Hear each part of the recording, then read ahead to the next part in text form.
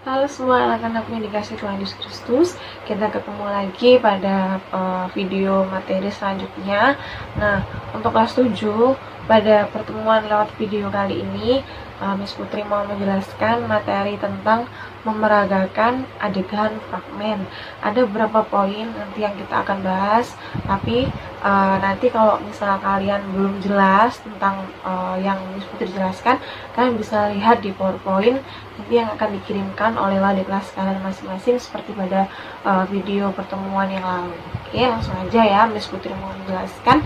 Yang pertama kita akan bahas adalah pengertian fragmen itu sendiri. Jadi, fragmen ini merupakan cuplikan atau petikan cerita yang dipentaskan di atas panggung maupun di dalam kelas kalian masing-masing. Nah, singkatnya, gampangnya, fragmen ini sering disebut juga sebagai teater dengan durasi yang pendek, yang singkat. Nah, jadi gampangannya ini fragmen itu biasanya disebut dengan drama dengan durasi yang sangat singkat. Nah, seperti itu. Itu yang pertama adalah pengertian dari fragmen sendiri. Kemudian yang kedua, ada teknik dasar acting teater. Nah, untuk bermain fragmen atau bermain teater singkat, kita harus memahami beberapa teknik agar kita itu tidak overacting atau bahkan kita tidak underacting sendiri.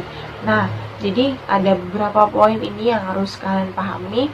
Poinnya cuma ada 3. Yang pertama, Miss Putri akan jelaskan. Yang pertama yaitu olah tubuh.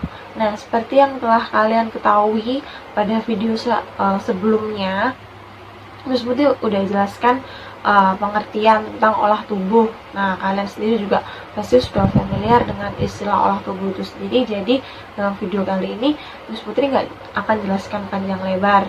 Nah, kemudian yang kedua itu adalah olah suara.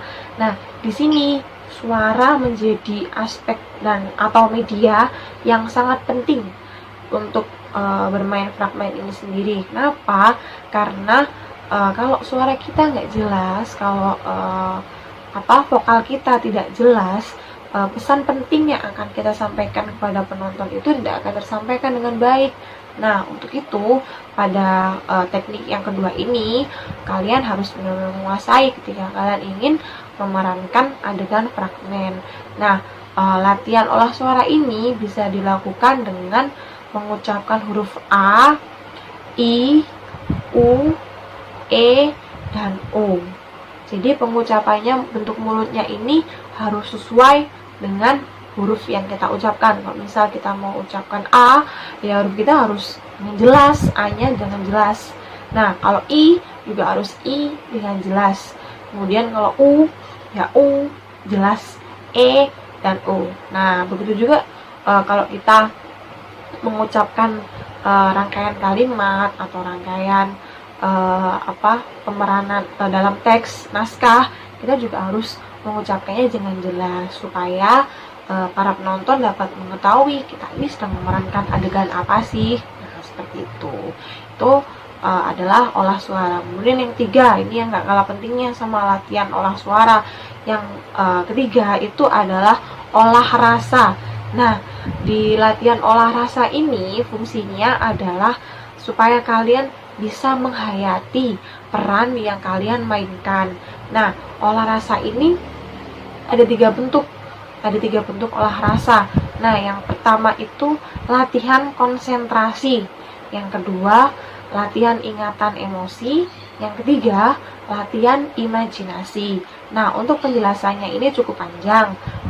Mungkin kalian akan bosan kalau mendengarkan Miss Putri ngomong terus.